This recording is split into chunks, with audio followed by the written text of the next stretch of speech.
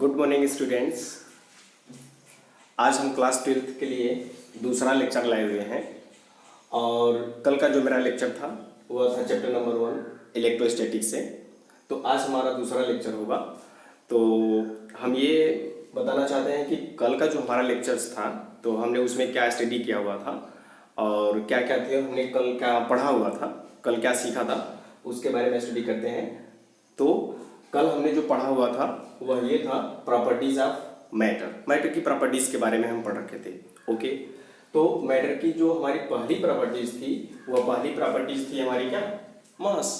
तो मैटर की पहली प्रॉपर्टी थी मास, जिसकी वजह से वह किसी दूसरे ऑब्जेक्ट पर फोर्स लगा सकता है और उस फोर्स का नाम था ग्रेविटेशनल फोर्स। ओके, ये हमने पढ़ा हुआ था। और ये जो ग्रेविटेशनल फोर्स था हमने देखा था वह सिर्फ अट्रैक्टिव फोर्स था, ओनली अट्रैक्टिव फोर्स था। ये किसी दूसरे ऑब्जेक्ट को रिपल नहीं करता है। तो मैटर की ये कैरेक्टरिस्टिक्स मास, जिसकी वजह से ग्रेविटेशनल फोर्स था और वह सिर्फ क्या था, अट्रैक्टिव फोर्स था। वह सिर्फ खींचता है, अट्रैक्ट करता है दूसरे पार्टिकल्स को। ओके, और ये जो मैटर की प्रॉपर्टी मास है, तो मैटर की यह प्रॉपर्टीज उसमें इनहेरेंट प्रॉपर्टीज होती है, यानी जो प्रॉपर्टीज है मास मैटर की प्रॉपर्टी है, तो यह प्रॉपर्टी कौन सी प्रॉपर्टी होती है, इनहेरेंट प्रॉपर्टी होती है। वह पार्टिकल्स में, मैटर में स्वयं से होती है, उसमें कहीं से लानी नहीं पड़ती। यह है inherent property of matter. Okay, और हमने क्या पढ़ा था, तो हमने ये पढ़ा था कि जो मैटर की दूसरी प्रॉपर्टीज थी, दूसरी कैरेक्टरिस्टिक्स थी, वह क्या थी, चार्ज। तो मैटर की दूसरी प्रॉपर्टी चार्ज, जिसकी वजह से वह भी दूसरे ऑब्जेक्ट पर फोर्स लगाता था। ओके, तो उस फोर्स का नाम क्या था, इलेक्ट्रोस्टैटिक फोर्स। तो चार्ज भी मैटर की एक कैरेक्टरिस्टिक्स हुई, जिसकी वजह से वह इलेक्ट्रोस्टैटिक फोर्स लगाता है। ओके, तो यह जो फोर्स था, जो मैटर की प्रॉपर्टी चार्ज की वजह से फोर्स लग रहा था, वह था attractive force as well as repulsive force. ये दोनों फोर्स रखता है। चार्ज मैटर की कैरेक्टरिस्टिक्स हुई, जिसकी वजह से इलेक्ट्रोस्टैटिक फोर्स क्रिएट होता है और वह फोर्स अट्रैक्टिव के साथ साथ रिपल्सिव फोर्स भी होता है। और ये attractive as well as repulsive force जो है, आगे भी हम एक्सप्लेन करेंगे कि जो हमारी चार्ज होती है ये दोनों तरह की कैरेक्टरिस्टिक्स रखती है, क्यों रखती है, कैसे इसका बिहेव है, इसको हम अभी आगे के क्लास में करेंगे। ओके, तो हमने क्या देखा, मैटर की दूसरी कैरेक्टरिस्टिक्स जो थी वह थी चार्ज, जिसकी वजह से इलेक्ट्रोस्टैटिक फोर्स क्रिएट होता था और वह जो फोर्स था अट्रैक्टिव फोर्स था, उसके साथ साथ रिपल्सिव फोर्स भी था। ये बोथ कैरेक्टरिस्टिक्स रखता है, अट्रैक्टिव का एज वेल एज रिपल्सिव का।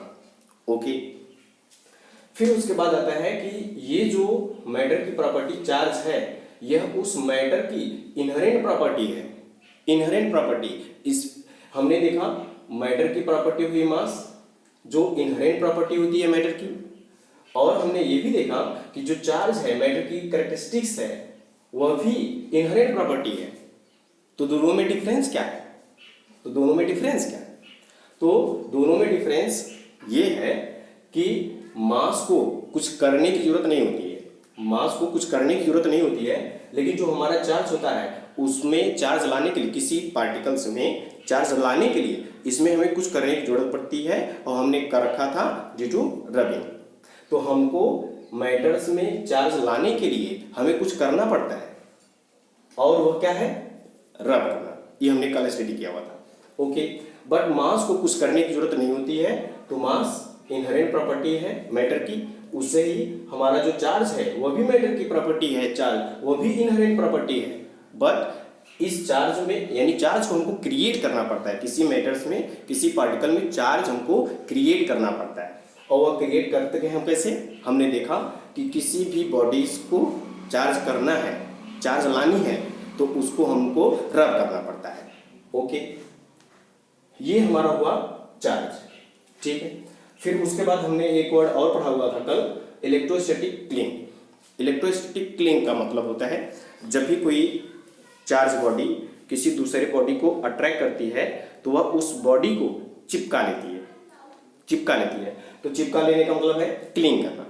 ओके, तो हमने देखा कि ये जो बॉडी है और ये चार्ज बॉडी है और हमने देखा ये दूसरे बॉडी को, दूसरे पार्टिकल्स को क्या कर रही है, चिपका ले रही है, क्लिंग कर रही है। इसी को हम बोलते हैं इलेक्ट्रोस्टैटिक क्लिंग।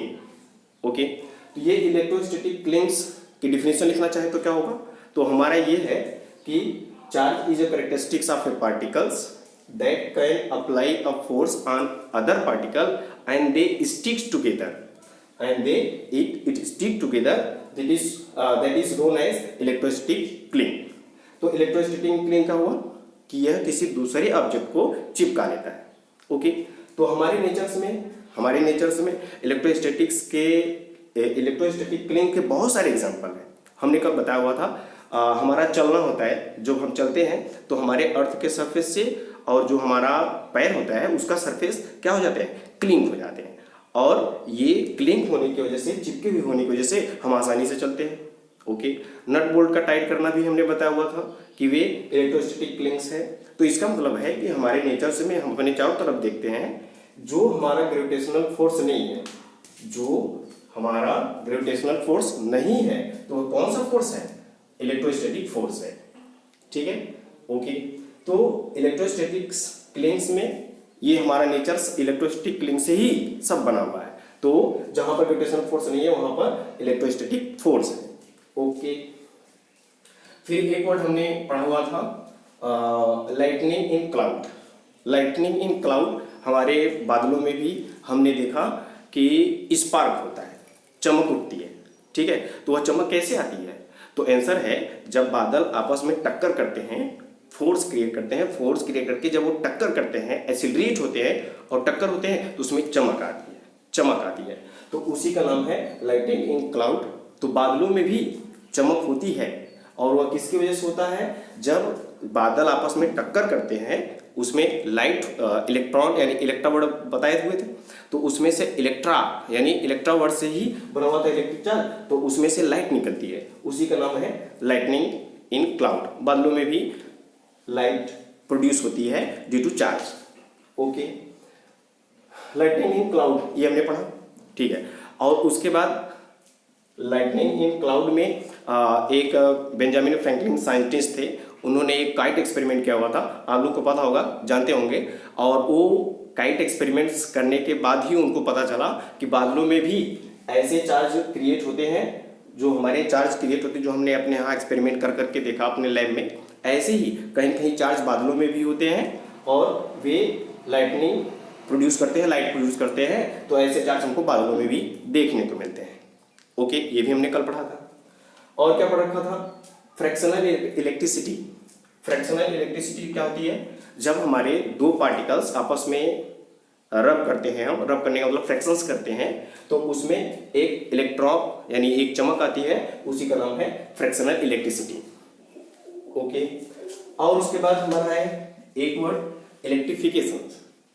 तो इलेक्ट्रिफिकेशन से भी हमने पढ़ा हुआ था। तो इलेक्ट्रिफिकेशन का मीनिंग जो हमारा है यह इस तरह से है कि जब हम किसी बॉडीज को रब करते हैं और वह दूसरे बॉडीज को चिपका लेता है, क्लिंग कर लेता है। ठीक है, वो फोर्स ऑफ अट्रैक्शन से उसको चिपका लेता है। ओके, तो हमने ये देखा कि ये जो बॉडी है हमारी, पहले तो चार्ज नहीं थी, पहले नहीं पकड़ रहा था, लेकिन जब इसको हमने रब किया तो अब ये क्या कर रहा है, पकड़ रहा है, यानी फोर्स ऑफ अट्रैक्शन अप्लाई कर रहा है। ओके, जिससे वो चिपक जाता है। इसी को हम बोलते हैं एक्वायरिंग द स्ट्रेंथ। ओके, तो acquiring the strength of body और चार्ज, तो हम इस बॉडी को क्या कहेंगे, चार्ज कहेंगे। ठीक है, तो जब हमने इसको रब किया और ये दूसरे ऑब्जेक्ट को क्या किया, चिपका लिया, तो हमने देखा इसके पास स्ट्रेंथ आ गई, खींचने की ताकत आ गई। यही है acquiring the strength of body और चार्ज। ओके, फिर हमारा हुआ कि जो losing the strength of the body और डिस्चार्ज। तो हमने देखा कि आफ्टर सम टाइम ये देखा जब इसके इलेक्ट्रॉन यहां से निकल चुके यानी लॉस हो चुके हैं, उसकी स्ट्रेंथ लॉस हो चुकी है, ये इसको नहीं खींच रहा है। तो हम ये देखेंगे अभी तो पहले क्या थी, एक्वायरिंग द स्ट्रेंथ किसी दूसरे बॉडी को अट्रैक्ट कर रही है। ओके, फिर उसके बाद हमने देखा कि ये उस ऑब्जेक्ट को अब नहीं खींच रही है, नहीं अट्रैक्ट कर रही है, तो इसका मतलब है losing the strength then body are discharge. तो हम इस बॉडी को क्या कहेंगे, डिस्चार्ज कहेंगे। ठीक है, तो ये हमारा था कल का टॉपिक। कल हमने ये स्टडी किया हुआ था, आज हम स्टडी करेंगे। ये सब सारे हमने कल स्टडी कर लिए थे।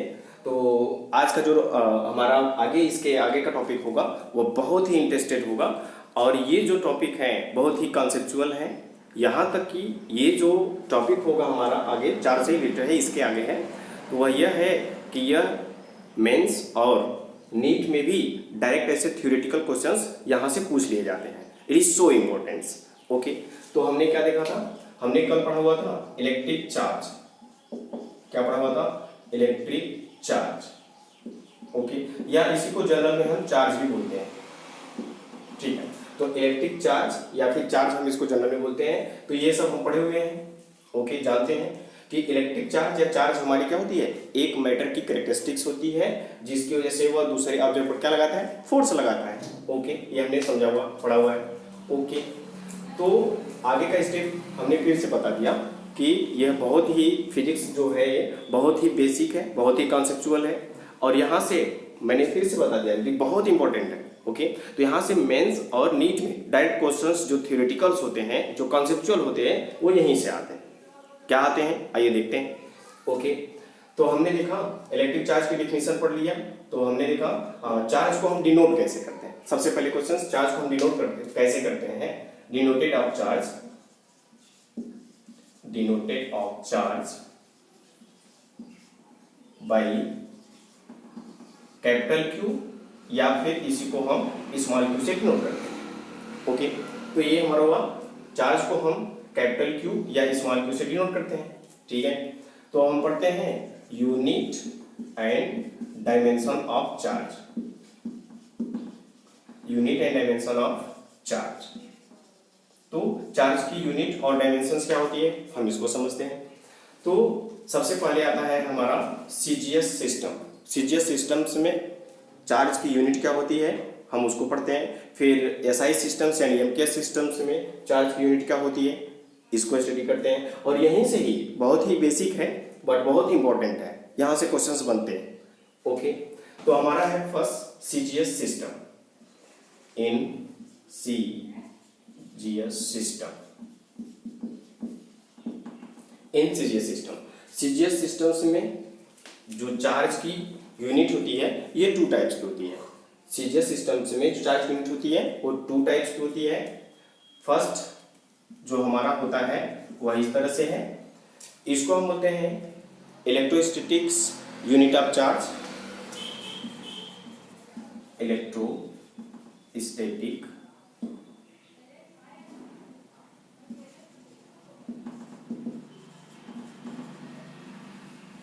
और इसको डिनोट करते हैं ESU, ESU से डिनोट करते हैं electrostatic unit of charge. Okay, इसको हम फ्रैंकलिन भी बोलते हैं या फ्रैंकलिन, फ्रैंकलिन। ओके, और हम इसको क्या बोलते हैं, और हम इसको बोलते हैं state Coulomb, state Coulomb. Okay, तो ये हमारी सीजीएस सिस्टम्स की पहली यूनिट क्या हुई, इलेक्ट्रोस्टैटिक यूनिट ऑफ चार्ज, जिसको हम ESU बोलते हैं या इसको हम फ्रैंकलिन बोलते हैं, या फिर इसी का दूसरा नाम है स्टेट कूलॉम। और स्टेट कूलॉम को हम बोलते हैं, शॉर्ट फॉर्म में लिखते हैं स्टेट कूलॉम। ओके, तो ये हमारी यूनिट हुई सीजीएस सिस्टम्स में फर्स्ट टाइप की यूनिट। अब हमको तो पता हुआ है, थोड़ा सा बहुत पता है, चार्ज की जो यूनिट होती है कूलॉम होती है, बट यहाँ पर हम ये लिखते हैं कि जो हमारा 1 ESU जो होता है वह होता है इक्वल टू, ये अप्रॉक्स होता है 3 × 10⁹ कूलॉम। ओके, तो सीजीएस सिस्टम्स में जो चार्ज की यूनिट हुई electrostatics unit of charge ESU, और इसको हम फ्रैंकलिन बोलते हैं या फिर स्टेट कूलॉम बोलते हैं। तो 1 ESU 1 Franklin 1 statcoulomb is equal to होता है 3 × 10⁹ कूलॉम के इक्वल्स होता है। ओके, अब जो सीजीएस सिस्टम्स में दूसरे टाइप्स की यूनिट है वह है electromagnetic unit of charge, electro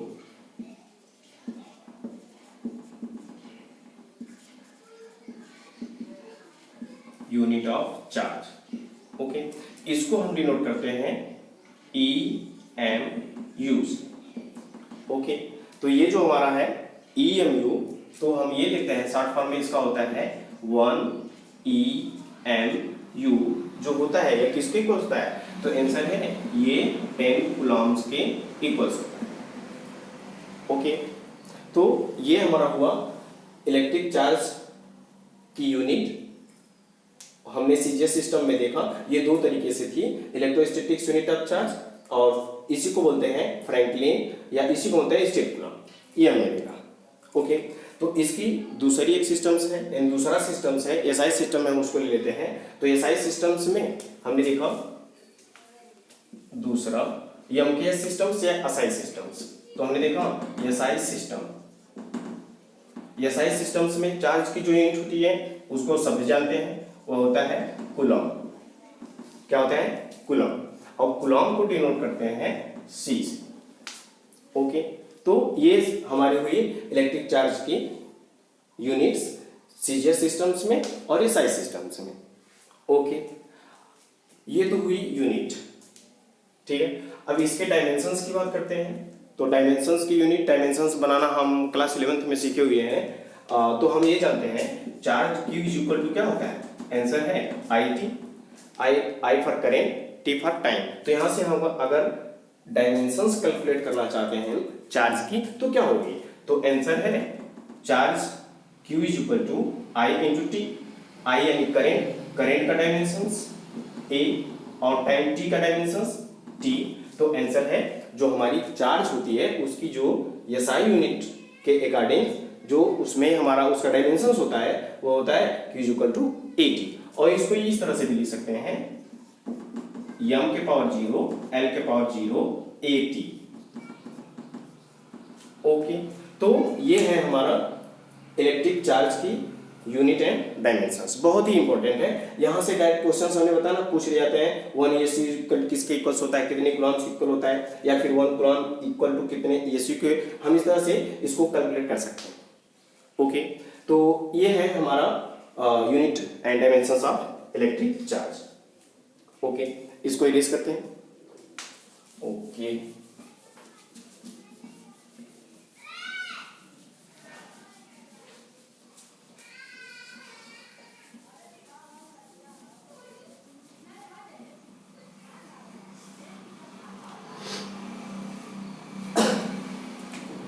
okay, तो जनरल पे हम देख लेते हैं ये हमारा है चार्ज। ओके, चार्ज हमारा दो तरीके से हो सकता है। चार्ज हमारा हमने पढ़ा हुआ है, पहला है charge at rest, charge at rest. तो चार्ज हमारा रेस्ट में है, तो फिजिक्स की कौन सी ब्रांच हुई जो हम लोग स्टडी कर रहे हैं, वह है इलेक्ट्रोस्टैटिक्स।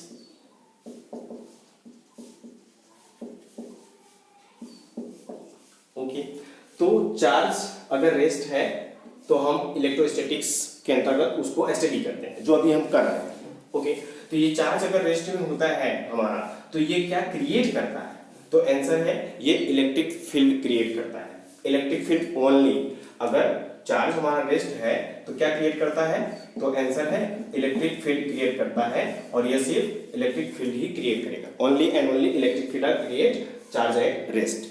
ओके, दूसरा है चार्ज अगर मोशन में होता है, चार्ज अगर मोशन में होता है तो उसकी हम स्टडी किए हुए थे, electrostatic charge at rest study कर रहे हैं। ओके, और चार्ज जब मोशन में होता है तो हमने उसको किसमें स्टडी कर रखा है, इलेक्ट्रोडायनेमिक में।